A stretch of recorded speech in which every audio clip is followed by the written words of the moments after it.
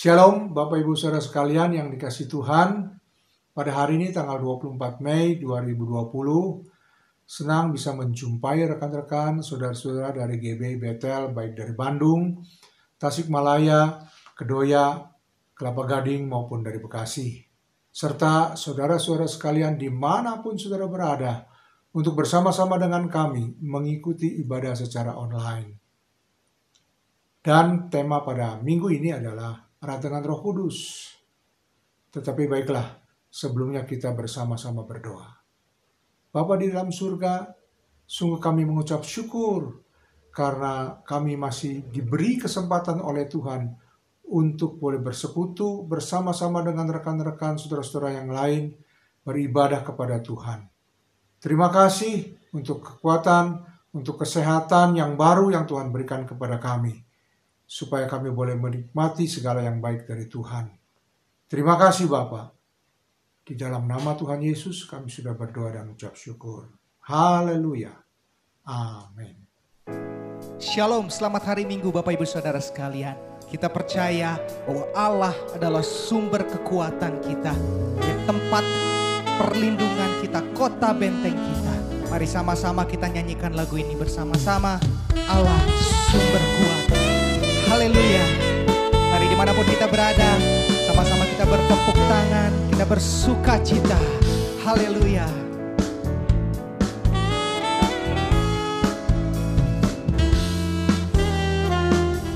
Hanya Kau milikku di surga, tiada yang ku ingini di bumi, hanya Kau.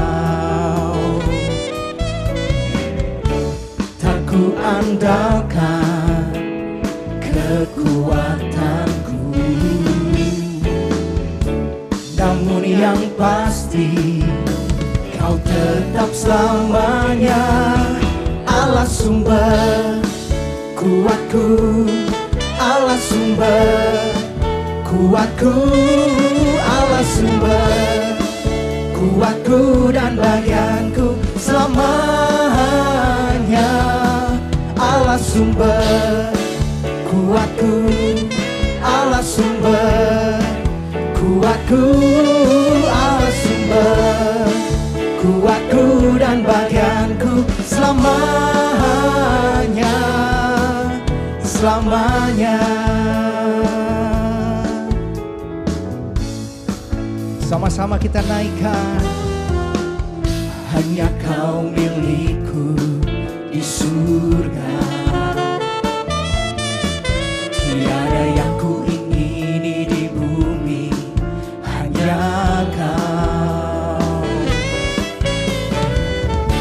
Tak ku andalkan kekuatanku, namun yang pasti Kau tetap selamanya Allah sumber kuatku, Allah sumber kuatku, Allah sumber kuatku dan bagianku selamanya. Allah sumber kuatku, Allah sumber kuatku, Allah sumber kuatku dan bagianku selamanya. Allah sumber kuatku, Allah sumber kuatku, Allah sumber kuatku dan bagianku selamanya. Allah sumber kuatku, Allah sumber kuatku, Allah sumber kuatku dan bagianku selamanya, selamanya, selamanya, selamanya.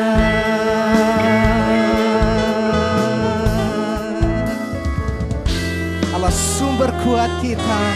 Haleluya. Sebelum mendengarkan firman Tuhan, Mari sama-sama kita persiapkan hati kita lebih lagi.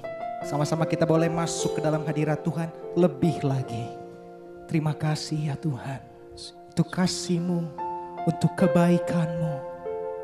Kami rindu menyembah-Mu, mengangkat tinggi nama-Mu. Kau hadir di tengah-tengah kami ya Tuhan. Siap melawat kami, menjamah kami. Kami perlu Engkau lebih lagi ya Tuhan. Haleluya. Terima kasih. Saat ku menyembah-Mu, Roh-Mu bekerja. Saat ku memuji-Mu, Kau bertahta di atas pujian.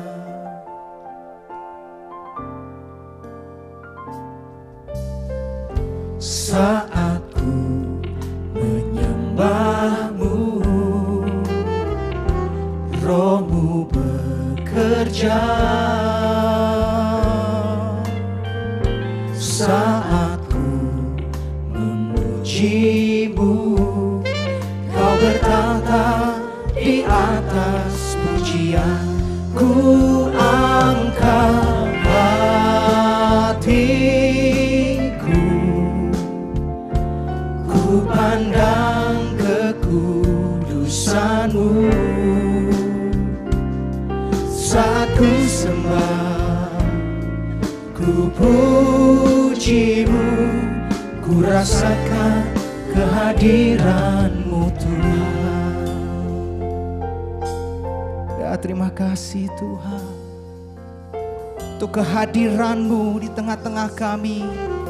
Dimanapun kami berada, kami percaya Kau menyertai, Kau hadir bersama dengan kami Tuhan. Haleluya.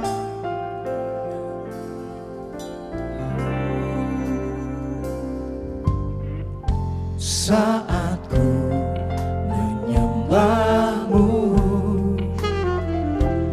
Roh-Mu bekerja. Saat ku memuji-Mu, Kau bertahta di atas pujian. Ku angkat hatiku, ku pandang kekudusan-Mu. Saat ku sembah, ku puji-Mu, ku rasakan kehadiran-Mu Tuhan. Ku angkat hatiku, ku pandang kekudusan-Mu. Saat ku sembah, ku puji-Mu, ku rasakan kehadiran-Mu Tuhan. Ku angkat hatiku, ku pandang kekudusan-Mu. Saat ku sembah, ku puji-Mu, ku rasakan kehadiran-Mu Tuhan.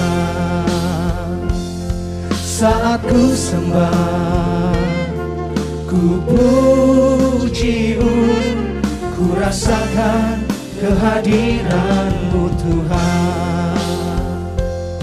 Saat ku sembah, ku puji-Mu, ku rasakan kehadiran-Mu Tuhan.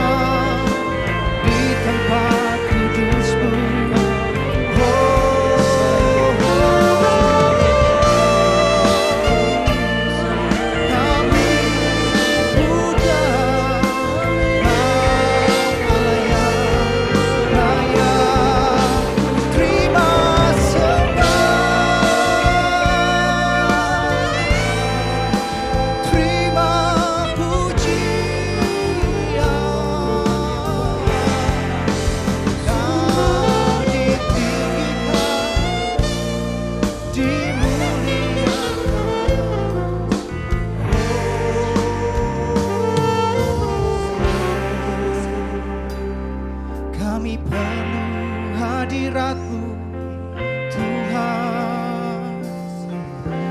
Penuhi kami dengan Roh-Mu,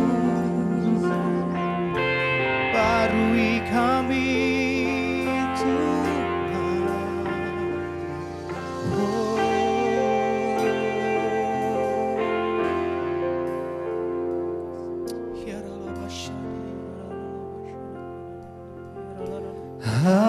Hadirat-Mu Tuhan, ku rasakan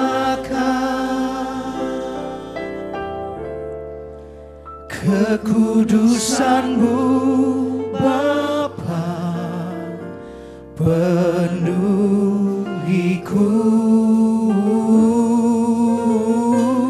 Ku rindu selalu diam dalam bait-Mu, menikmati kasih anugerah-Mu. Hadirat-Mu Tuhan, ku rasakan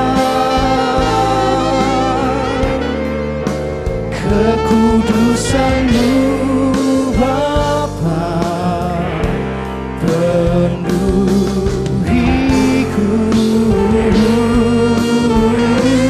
Ku rindu selalu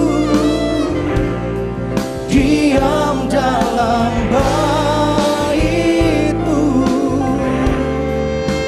menikmati kasih anugerah-Mu.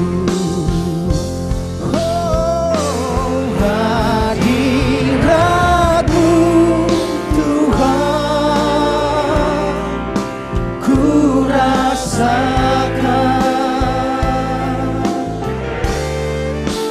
kekudusan-Mu Bapa penuhiku.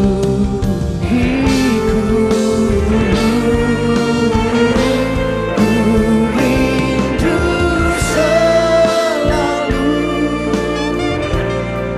diam dalam bait-Mu,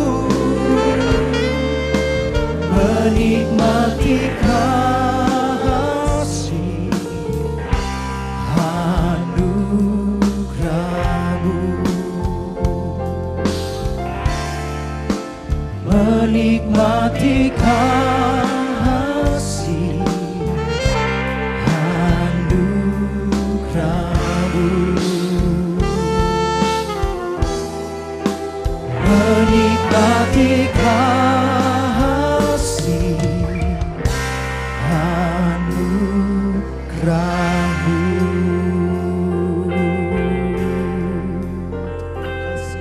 Terima kasih, oh Tuhan.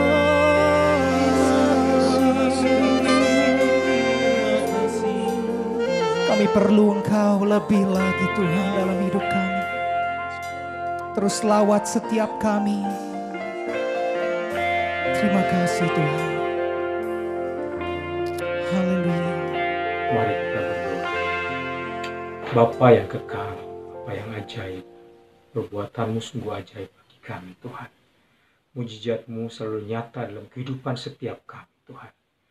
Terima kasih buat kekuatan, buat penghiburan, buat pertolongan-Mu di tengah-tengah wabah yang tidak gampang untuk dihadapi saat ini Tuhan. Berbicara melalui firman-Mu saat ini Tuhan, sampaikan isi hati-Mu Tuhan. Bawa kami ke dalam pemahaman yang dalam tentang firman-Mu. Jadi itu boleh menjadi kekuatan bagi kami, bertumbuh bahkan berbuah dalam kehidupan kami. Untuk kami boleh bersaksi siapa Engkau, ya Allah kekuatan dan kemenangan kami. Terima kasih Bapa, sekali lagi berbicara ya Roh Kudus bagi setiap kami. Di dalam nama Tuhan Yesus Kristus, kami berdoa. Haleluya. Amin. Shalom jemaat yang dikasihi Tuhan, senang sekali berjumpa lagi di dalam ibadah pada hari ini. Hari ini saya akan menyampaikan firman dengan judul Erat dengan Roh Kudus. Kita akan baca Yohanes pasal 14 ayat 16 sampai 18, dilanjutkan dengan ayat 26 dan 27. Beberapa orang saudara akan membacakan ayat ini untuk kita sekalian. Aku akan minta kepada Bapa, dan Ia akan memberikan kepadamu seorang penolong yang lain, supaya Ia menyertai kamu selama-lamanya. Yaitu Roh kebenaran. Dunia tidak dapat menerima Dia, sebab dunia tidak melihat Dia dan tidak mengenal Dia. Tetapi kamu mengenal Dia, sebab Ia menyertai kamu dan akan diam di dalam kamu. Aku tidak akan meninggalkan kamu sebagai yatim piatu, aku akan kembali kepadamu. Tetapi penghibur, yaitu Roh Kudus, yang akan diutus oleh Bapa dalam namaku.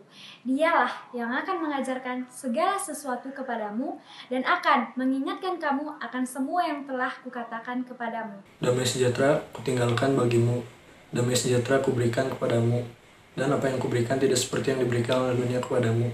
Janganlah gelisah dan janganlah gentar hatimu. Saudara sekalian, kita baru saja merayakan hari kenaikan Tuhan Yesus ke sorga. Dan dia pergi ke sorga supaya dia bisa mencurahkan Roh Kudus kepada kita. Sebab di dalam Yohanes 16 ayat yang ke-7 dikatakan adalah lebih berguna bagi kamu jika aku pergi. Sebab jikalau aku tidak pergi, penghibur itu tidak akan datang kepadamu. Tetapi jikalau aku pergi, aku akan mengutus dia kepadamu. Tuhan naik ke sorga supaya dia mencurahkan Roh Kudus kepada kita yang percaya. Dalam Yohanes 14 ayat yang ke-16 tadi dikatakan, aku akan minta kepada Bapa dan dia akan memberikan kepadamu seorang penolong yang lain supaya ia menyertai kamu selama-lamanya. Nah, kata penolong yang lain di dalam bahasa Yunani ditulis dengan kata allos parakletos. Nah, allos itu artinya yang lain dari jenis yang sama. Ini berbeda dengan heteros, yaitu yang lain dari jenis yang berbeda.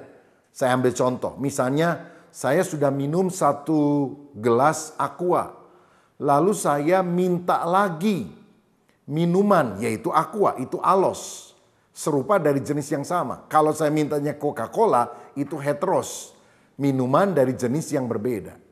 Apa yang saya maksud adalah, Roh Kudus itu adalah allos parakletos.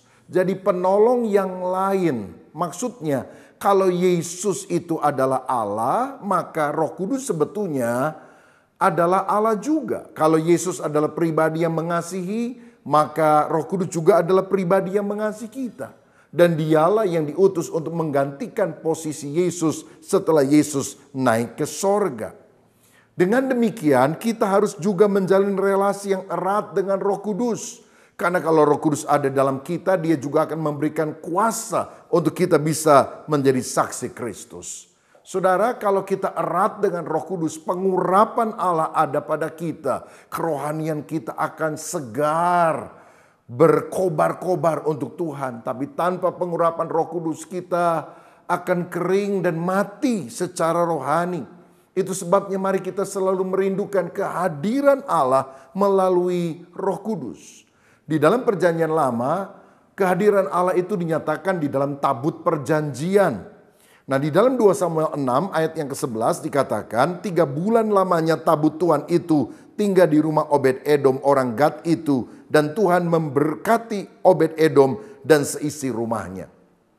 Kenapa Obed-Edom diberkati? Karena ada kehadiran Tuhan di sana. Nah, pada zaman sekarang perjanjian baru bukan tabutnya yang harus ada, tetapi Roh Kudusnya yang harus memerintah di dalam kehidupan kita. Nah, sekarang kita akan melihat siapakah Roh Kudus itu. Yang pertama, Roh Kudus disebut sebagai Roh Penolong. Dalam Yohanes 14 ayat 16 tadi dikatakan tentang itu. Aku akan minta seorang penolong yang lain. Kata penolong dari kata Yunani parakletos, artinya seseorang yang dipanggil untuk menolong atau mendampingi kita. Dalam King James Version dikatakan penolong disebut dengan comforter, penghibur atau advocate, yaitu orang yang dipanggil untuk menjadi pengacara atau pembela bagi kita. Seringkali dalam kehidupan ini kita suka didakwa oleh setan sehingga kita merasa bersalah, guilty feeling. Kamu berdosa, kamu gak akan diterima oleh Tuhan, kamu masuk neraka. Nah, kita perlu bedakan antara tempelakan Roh Kudus dan tuduhan atau dakwaan dari si iblis. Kalau Roh Kudus menemplak kita karena kita berdosa, kita harus bertobat, mengaku dosa. Dia mengampuni, dan tuduhan itu atau templakan itu tidak ada lagi.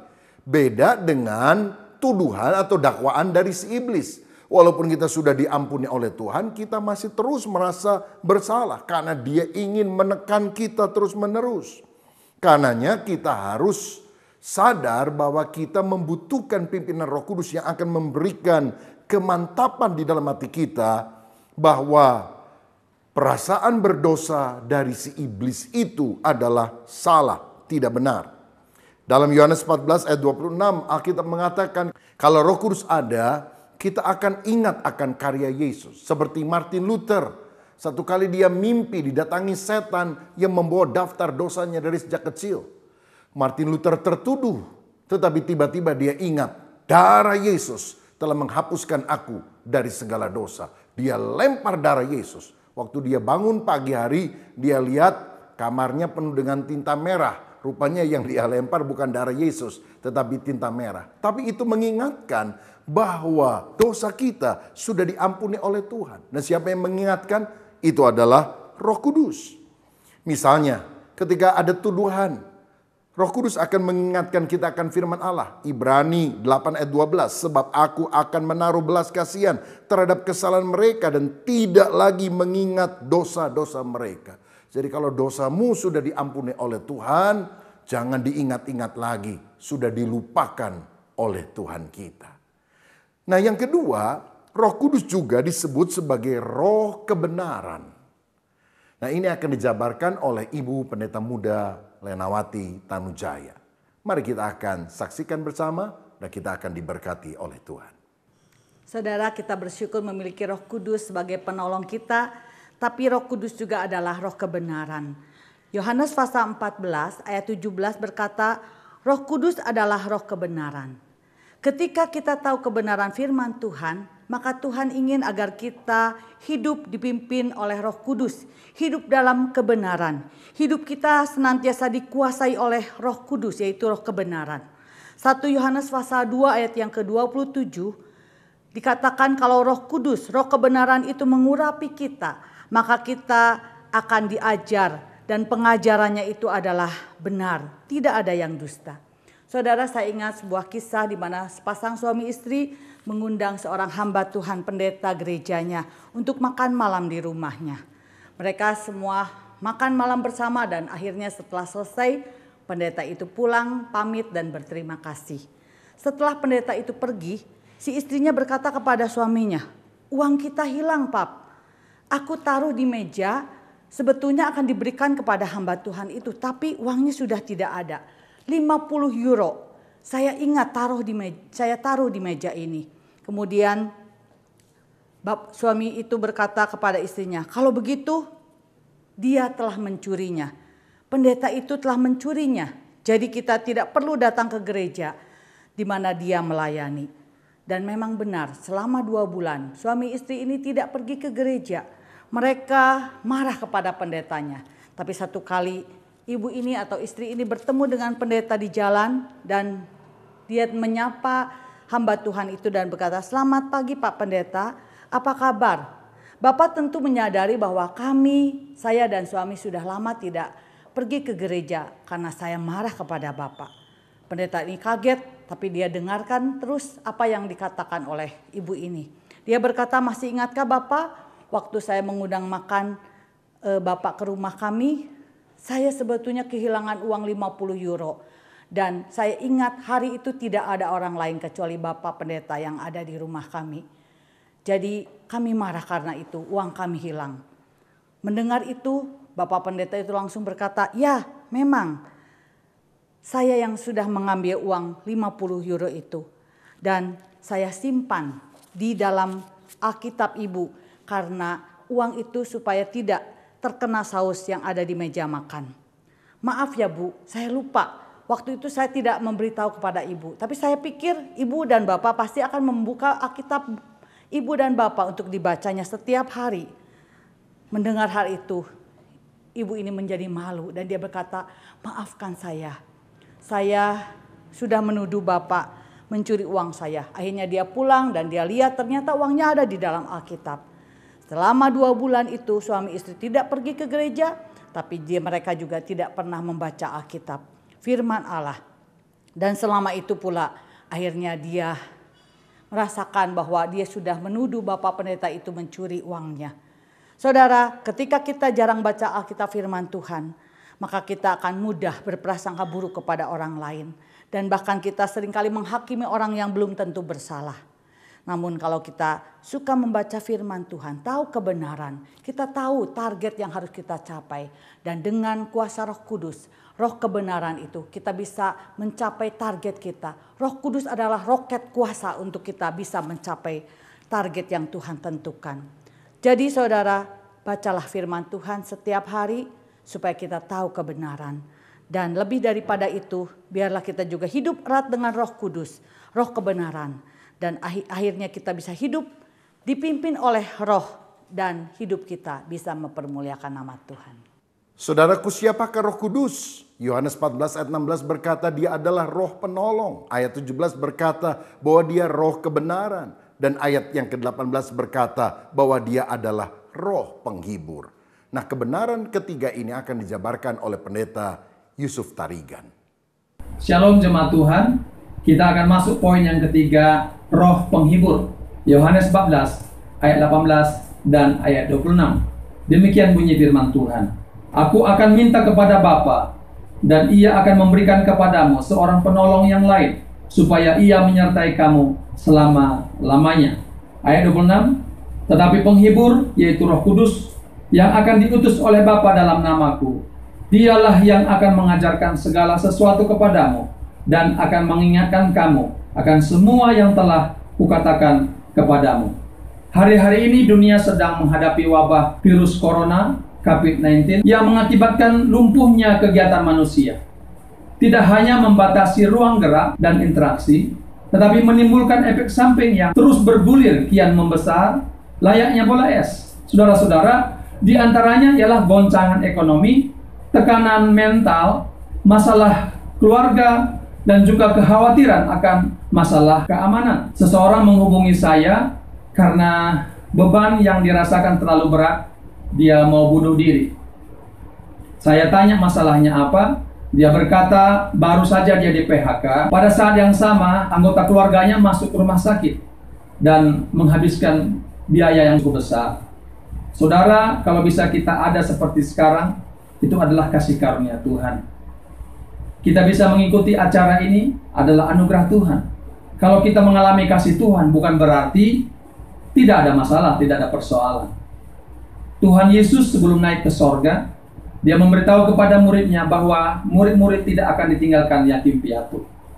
Yesus akan meminta kepada Bapa untuk mengutus Roh Kudus, Roh penolong, Roh penghibur, untuk menguatkan murid-murid di saat mereka menghadapi persoalan dan masalah di tengah dunia ini. Parakletos artinya Roh Kudus yang menghibur kita, ada bersama kita, ada di samping kita, bahkan ada di dalam kita. Roh Kudus kita bisa panggil, kita bisa bicara dengan dia. Roh Kudus, Roh penghibur itu senantiasa siap menolong kita, siap menghiburkan kita. Bagaimana kerja Roh Kudus dalam menghibur kita? Ada 4. Pertama, Roh Kudus menghibur kita saat kita diingatkan akan perkataannya, firman-Nya. Firman Tuhan yang pernah kita dengar di gereja, yang kita baca tiap hari, akan menguatkan kita. Persoalan-persoalan yang berat yang kita hadapi. Misalnya kita ingat Filipi pasal 4:13. Segala perkara dapat kutanggung di dalam Dia. Surat Paulus kepada jemaat Filipi. Ketika kita ingat itu, persoalan yang kita hadapi rasanya tidak terlalu berat lagi, karena ada Roh Kudus yang sudah mengingatkan firman, yang menjadi rema atas kehidupan kita. Yang kedua, Roh Kudus menghibur kita melalui kehadirannya. Paulus dan Silas ditahan di penjara, tempat yang paling dalam, tetapi dia merasakan hadirat Tuhan atas hidupnya. Dia bisa menyanyi, memuji Tuhan di tengah malam sekalipun. Saudara, persoalannya tentu kita tidak seberat Paulus dan Silas, tetapi Paulus dan Silas merasakan kehadiran Tuhan yang menguatkan dia. Yang ketiga, Roh Kudus sebagai penghibur memampukan kita menghadapi persoalan. Kita ingat dalam Kisah Rasul pasal 7, kisah Stefanus dilempari batu dan Stefanus tetap berdoa kepada Bapaknya di sorga. Dia diberikan kekuatan, dia tidak marah, tapi sebaliknya dia memberkati orang yang melakukannya. Yang keempat, Roh Kudus menghibur kita dengan cara membantu kita dalam berdoa atas keluhan-keluhan kita.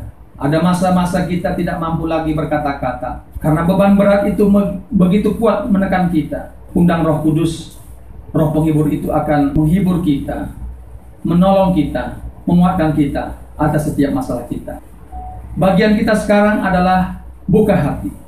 Undang Roh Kudus masuk dalam hati kita, tinggal bersama kita.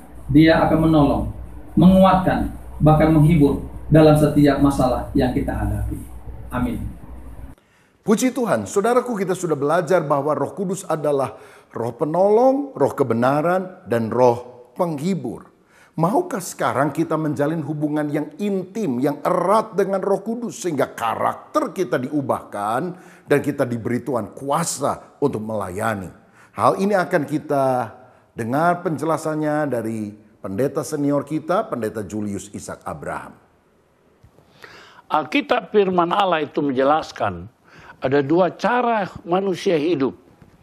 Roma pasal 8 ayat yang kelima dinyatakan, sebab mereka yang hidup menurut daging memikirkan hal-hal yang dari daging. Mereka yang hidup menurut roh memikirkan hal-hal yang dari roh. Jadi hidup menurut daging, hidup menurut roh. Ayat yang berikutnya menjelaskan, karena keinginan daging adalah maut, dan keinginan roh adalah hidup dan damai sejahtera. Jadi kalau kita hidup menurutkan keinginan daging, ujung-ujungnya adalah maut. Tetapi kalau kita menurut roh, maka kita hidup, bahkan damai, sejahtera, menyertai kita sekalian. Pertanyaannya, kita mau hidup dengan menurut roh, damai, kekal, atau menurut daging, fana, sementara, lalu mati, terhukum. Kalau Tuhan Yesus meninggalkan dunia, dia akan mengirimkan penolong yang lain, yang akan menyertai kita, yaitu roh kebenaran. Bahkan roh kebenaran itu dinyatakannya bisa kita terima. Dalam ayat yang ke-23 disampaikannya, jika seorang mengasihi aku, ia akan menuruti firmanku, dan Bapakku akan mengasihi dia, dan kami akan datang kepadanya dan diam bersama-sama dengan dia. Luar biasa. Kalau kita mengasihi Tuhan, mentaati firman-Nya, maka Bapa surgawi mengasihi orang itu. Lalu Tuhan Yesus juga mengasihi orang itu. Lalu mereka, roh Bapa dan Anak ini diam di dalam kita, saudara sekalian. Dan ayat 26 dikatakan, tetapi penghibur yaitu Roh Kudus, yang akan diutus oleh Bapa dalam namaku, dialah yang akan mengajarkan kepada kamu segala sesuatu dan mengingatkan kamu akan semua yang telah kukatakan kepadamu. Kalau Roh Kudus turun dan diam dalam kita, dia akan mengajarkan kepada kita segala sesuatu, dan dia akan mengingatkan kepada kita apa yang dikatakan Tuhan Yesus. Dengan demikian Roh Kudus itu akan mengubahkan hidup kita. Hidup kita dulu yang rusak sekarang dibaharui. Lebih daripada itu, kita diberi buah-buah roh sesuai dengan Galatia 6 ayat 22. Diberikan buah roh, kasih, sukacita, damai sejahtera. Kesabaran, kemurahan, dan kebaikan. Kesetiaan, kelemah lembutan, dan penguasaan diri. Wah, buah ke dalam. Sehingga hidup kita damai sejahtera. Tapi lebih daripada itu, Tuhan punya maksud yang luar biasa. Dalam Kisah Rasul 28, Kisah Rasul yang terdiri di 28 pasal, di sana dinyatakan demonstrasi kuasa Allah. Dari emas perak tidak ada padaku, tapi dalam nama Yesus yang pimpang berjalan, yang lumpuh meloncat, yang buta melihat, dan seterusnya. mujizat Allah dinyatakan. Tetapi lebih daripada itu, Alkitab menyatakan maksud Allah yang luar biasa memberikan Roh Kudus itu kepada kita. Kisah Rasul pasal 1 ayat 8. Kamu akan menerima kuasa kelak kalau Roh Kudus turun atas kamu dan kamu akan menjadi saksiku. Baik di Yerusalem, Yudea, Samaria, sampai ke ujung bumi. Jadi maksud Tuhan bukan cuma berkat ke dalam, tapi kita harus menjadi berkat keluar. Sehingga semakin erat kita dengan Roh Kudus, maka hidup kita itu akan damai sejahtera. Tapi lebih dari itu, kita menjadi duta-duta kerajaan sorga, menyampaikan Injil ke seluruh muka bumi sampai Yesus datang kembali. Amin. Haleluya. Kalau kita sungguh dipimpin oleh Roh Kudus, kita akan mengalahkan hawa nafsu daging dan kita akan sungguh-sungguh taat kepada perintah Tuhan. Karakter ilahi akan muncul dan kuasa dalam pelayanan akan Tuhan berikan. Karenanya kita harus menjalin keintiman dengan Roh Kudus. Nah, bagaimana caranya supaya kita bisa erat dengan Roh Kudus?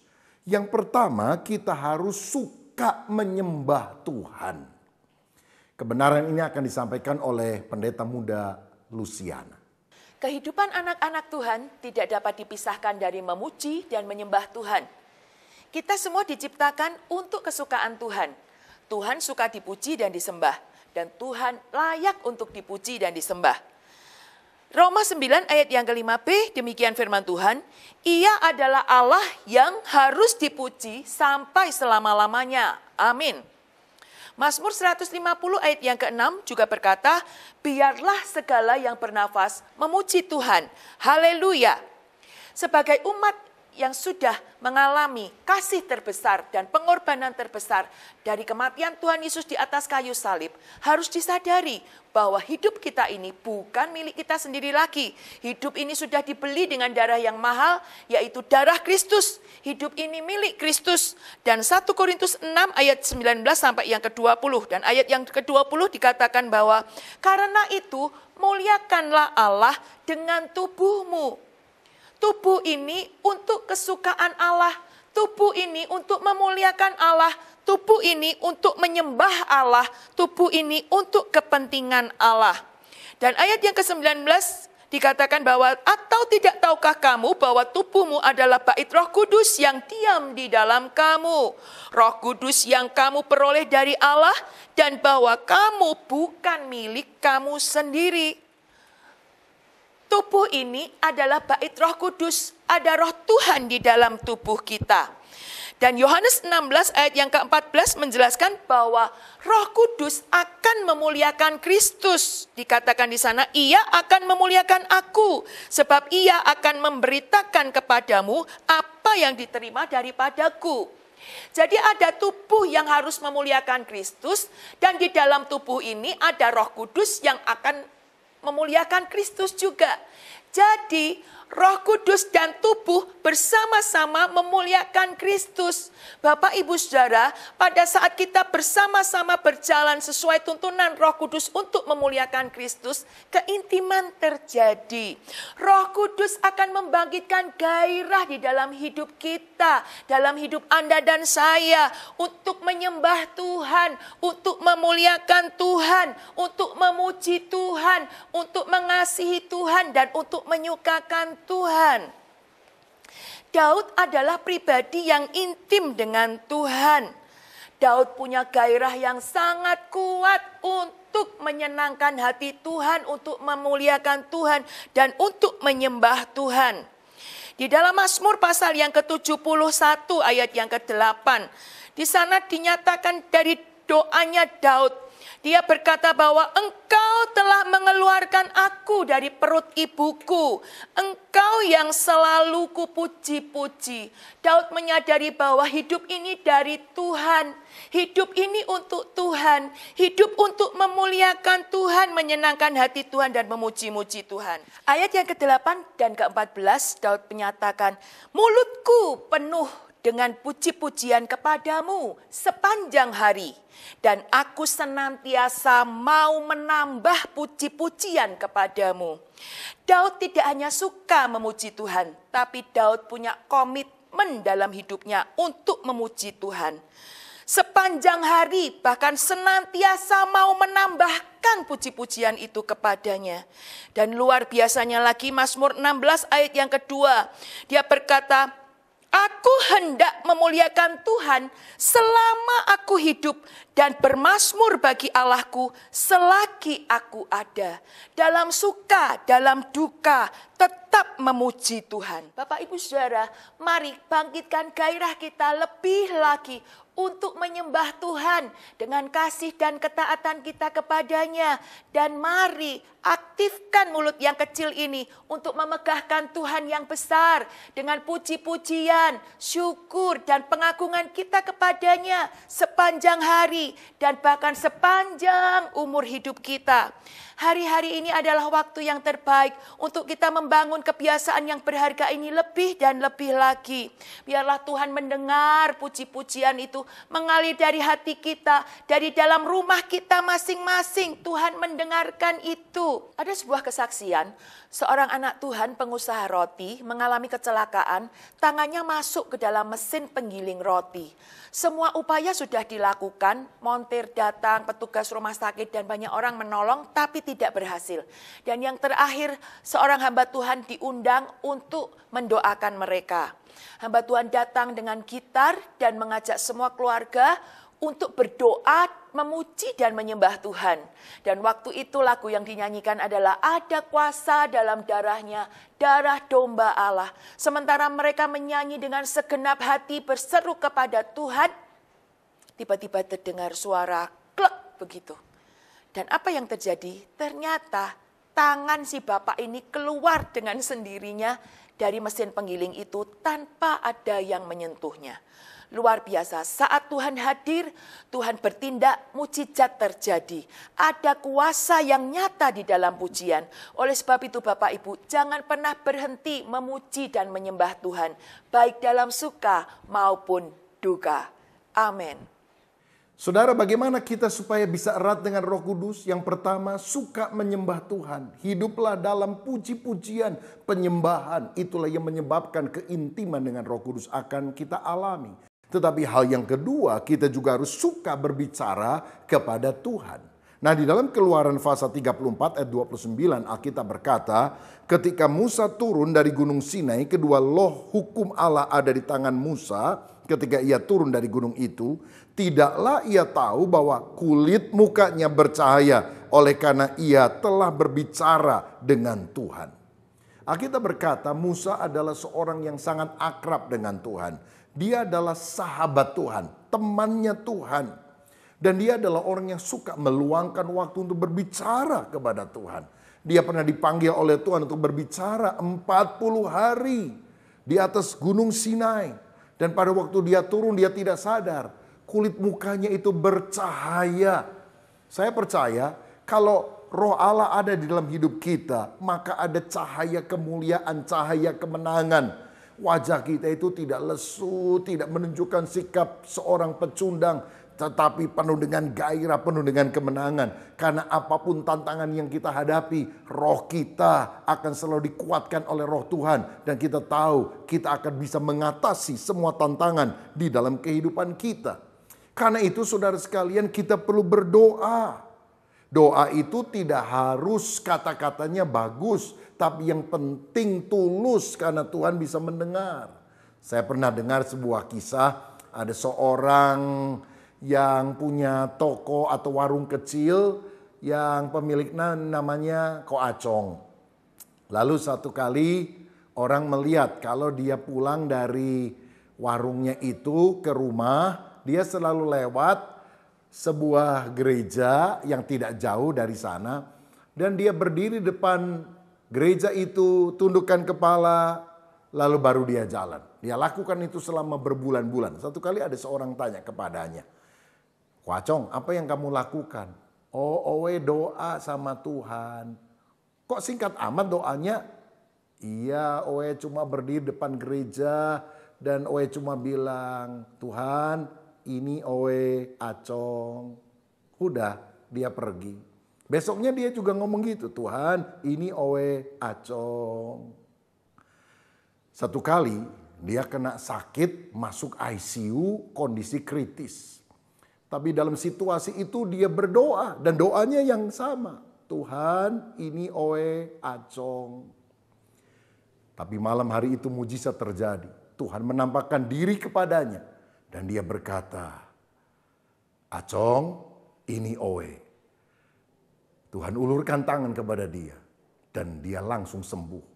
Langsung Acong melompat dari tempat tidurnya, dia cabut itu selang infus dan sebagainya. Dia bilang, saya sembuh, saya sudah ketemu Tuhan Yesus.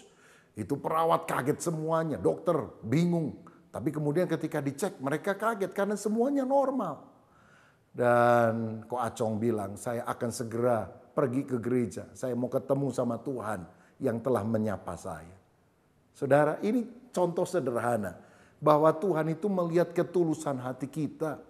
Nah, kalau kita mau dipenuhkan senantiasa dengan Roh Kudus, kita harus menjalin hubungan yang baik dengan Tuhan dalam doa lewat ketulusan.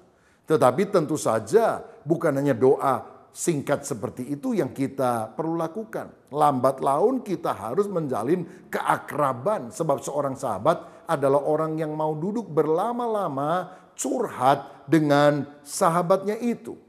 Nah, di dalam Pengkhotbah pasal yang ke-8 ayat 2 dan 3a, firman Tuhan berkata demikian.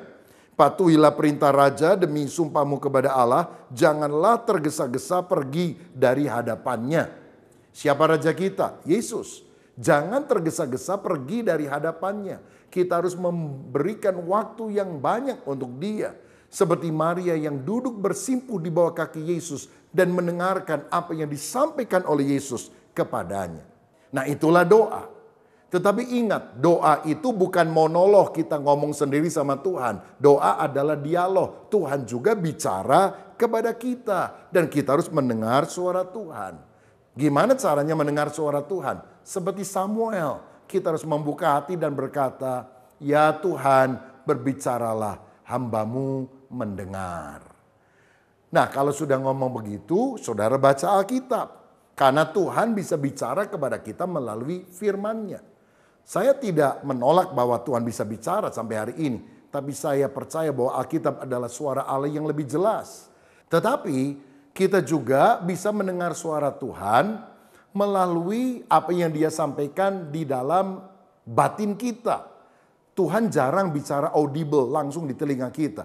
Tapi Dia bicara di hati kita. Nah, memang ini bisa kecampur. Apakah suara Tuhan, suara setan, ataukah suara diri kita sendiri. Tetapi kalau kita terus menjalin hubungan yang baik dengan Tuhan, lama-lama kita bisa membedakan suara Tuhan. Karena Roh Kudus ada di dalam kehidupan kita. Dan tentu saja suara Tuhan itu pasti selaras dengan apa yang ada di dalam Alkitab. Jadi nggak mungkin kalau orang bilang, tadi saya dengar Tuhan bicara, ceraikan istrimu, kawin sama orang lain, kamu akan bahagia. Itu pasti ngawur, saudara sekalian. Karena Alkitab tidak mengajarkan hal itu. Kalau Roh Kudus ada dalam diri kita akan peka akan petunjuknya. Kita akan ngerti bagaimana soal jodoh, soal keuangan, soal pekerjaan. Dan yang penting, saudara, kalau Tuhan sudah memberitahukan jalan-jalannya, taati apa yang Roh Kudus ajarkan kepada kita, maka kita akan makin berkenan kepada Tuhan. Saudara, mari kita menjalin relasi yang erat dengan Roh Kudus. Karena Tuhan ingin sungguh-sungguh kita menjalin keakraban dengan Dia. Nah, hari ini saya mau ngajak saudara berdoa supaya kita bisa meneduhkan hati. Kita bisa berdoa dengan bersuara keras, kita berdoa dengan mengagungkan Tuhan, bahkan dengan berbahasa roh misalnya. Tetapi ada waktunya kita juga berdoa di dalam hati dengan keteduhan. Dengan tuntunan Alkitab. Dan pada waktu itu hati kita sungguh terangkat kepada Tuhan. Dan saya percaya kalau saudara membuka hati ketika tuntunan doa teduh ini dilakukan, aku akan bisa mengalami damai sejahtera yang Roh Kudus bawa di dalam hati kita. Kiranya Tuhan memberkati kita. Tuhan, kami mengucap syukur. Karena ketika Engkau naik ke sorga, Engkau tidak meninggalkan kami sendirian. Engkau mengutus Roh Kudus yang akan menolong dan menyertai kami sampai selama-lamanya. Terima kasih Roh Kudus sudah dicurahkan ke atas setiap orang yang percaya. Dan kami tinggal membuka hati untuk menerima dan mengizinkan Engkau berkarya terus dalam kehidupan kami. Saudaraku, mari kita berdoa secara pribadi, minta penyertaan dan pertolongan dari Allah Roh Kudus.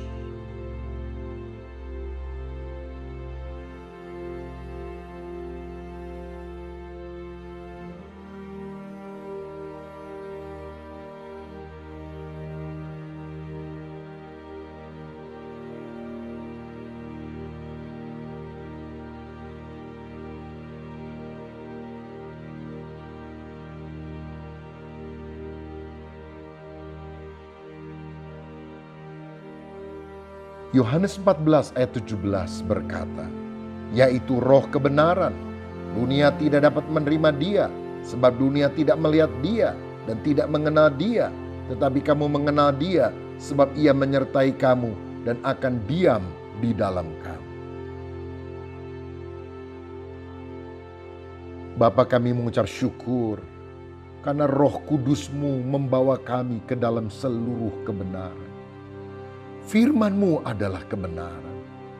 Biar kami suka membaca firman-Mu setiap hari. Mendengarkan firman yang disampaikan untuk membangun kerohanian kami. Ajar kami makin mengenal Tuhan. Karakter kami diubah makin mirip seperti Engkau. Biar Engkau selalu menyertai kami selama-lamanya. Diam di dalam kami. Memimpin kami untuk hidup di dalam ketaatan dan kebenaran. Saudara, mari kita berdoa secara pribadi, mengakui dosa kita kepada Tuhan. Minta agar Tuhan membentuk agar hidup kita makin benar dan karakter kita semakin mirip dengan Yesus Kristus.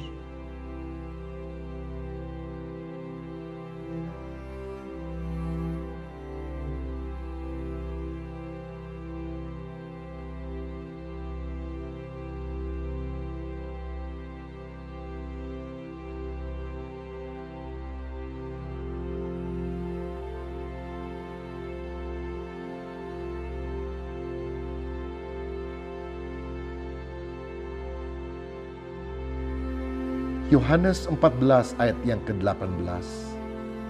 Aku tidak akan meninggalkan kamu sebagai yatim piatu. Aku datang kembali kepadamu. Ayat 26. Tetapi penghibur yaitu Roh Kudus yang akan diutus oleh Bapa dalam namaku. Dialah yang akan mengajarkan segala sesuatu kepadamu dan akan mengingatkan kamu akan semua yang telah kukatakan kepadamu. Tuhan, kami bersyukur karena kehadiran Roh Kudus. Kami tidak ditinggalkan seperti yatim piatu, sendirian, terlantar, kesepian. Tetapi Engkau selalu mendampingi kami, bahkan tinggal di dalam hati kami. Ya Roh Kudus, Engkau adalah Roh penghibur yang selalu memberikan penghiburan yang melampaui akal budi kami di dalam segala kesesakan dan tantangan. Ya Roh Kudus, ingatkanlah kami akan janji Tuhan bagi kami. Aku menyertai kamu senantiasa sampai pada kesudahan Allah. Mari kita berdoa pribadi agar kita bisa merasakan kehadiran Tuhan. Agar kelelahan batin, perasaan sendirian diganti dengan penghiburan dan penyertaan dari Roh Kudus. Silahkan berdoa.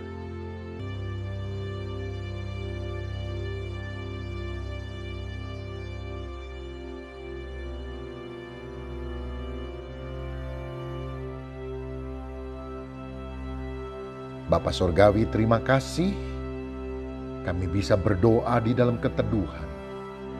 Ya Roh Kudus, tarik hati kami untuk selalu mencintai, bahkan mau memiliki hubungan yang lebih erat dengan Engkau. Di dalam nama Tuhan Yesus Kristus kami berdoa. Amin. Bagi Anda yang akan memberikan persembahan, Anda dapat men-scan pada QR Code berikut.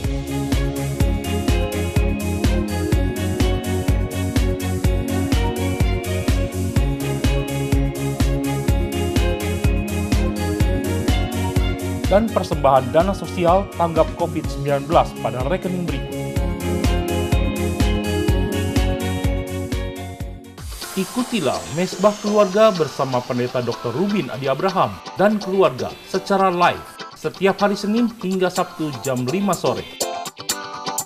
Anda dapat mengikutinya melalui Instagram, Facebook, dan YouTube.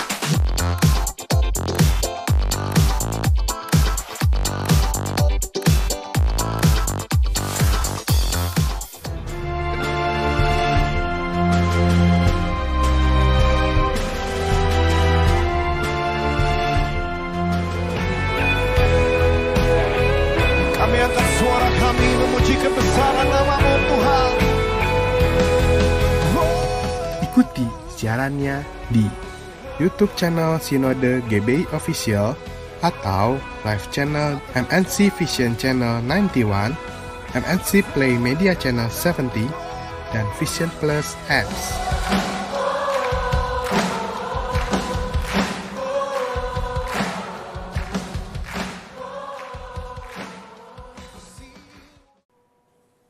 Saudara sekalian, sampailah kita pada akhir ibadah online ini. Kita akan membuka hati untuk menerima doa penutup dan doa berkat. Bapak Ibu Saudara, kita bersyukur sudah menyelesaikan ibadah pada hari ini. Kita akan mengakhirinya di dalam doa.